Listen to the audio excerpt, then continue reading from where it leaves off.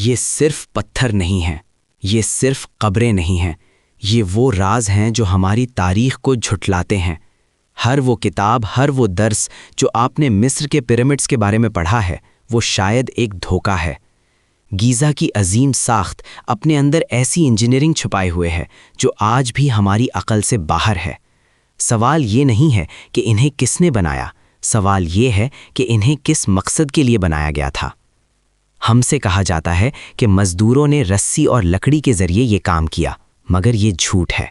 कैसे मुमकिन है कि 25 लाख यानी 2.5 मिलियन पत्थरों को, जिनमें से हर एक का वजन 50 टन तक है, ऐसी महदूद टेक्नोलॉजी के साथ उठाया गया हो, और वो भी ऐसी प्रिसिजन के साथ कि आज 4500 साल बाद भी उनकी दर्ज में एक क्रेडिट कार्ड नहीं डाला जा सकता।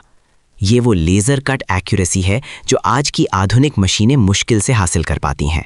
क्या ये सिर्फ मॉन्यूमेंट थे या वो किसी ऐसी साइंस का निशान थे जिसे हम खो चुके हैं? पिरामिड्स को समझने के लिए हमें उन्हें पत्थर के ढेर की तरह देखना बंद करना होगा और उन्हें एक मशीन की तरह देखना होगा।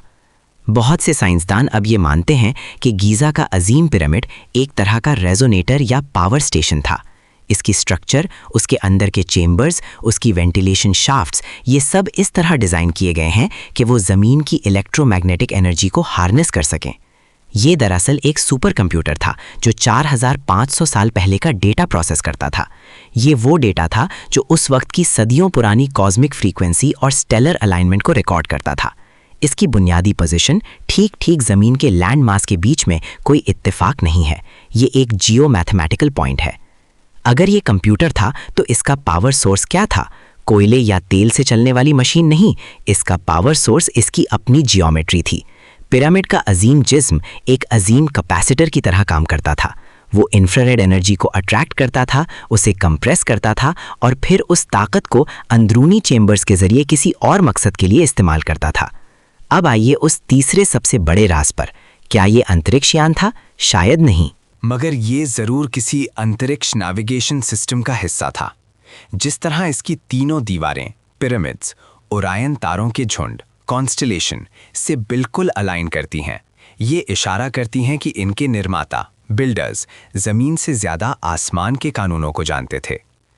क्या ये सिर्फ रास्ता दिखाने के लिए बनी एक अजीम बीकन सी, एक सिग्नल जो ये बताता था कि इस सारे में कहीं एक ऐसी तहजीब मौजूद है जो हमारी सोच से भी ज़्यादा आगे थी?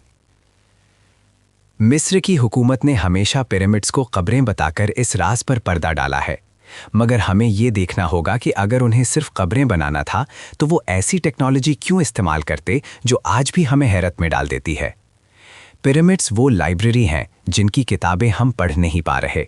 वो लॉस्ट साइंस है जो हमें ये बताती है कि हमारी दुनिया में कोई ऐसी ताकत आई थी जिसके पास वो इल्म था जिसे हमने सिर्फ साइंस फिक्शन में देखा है।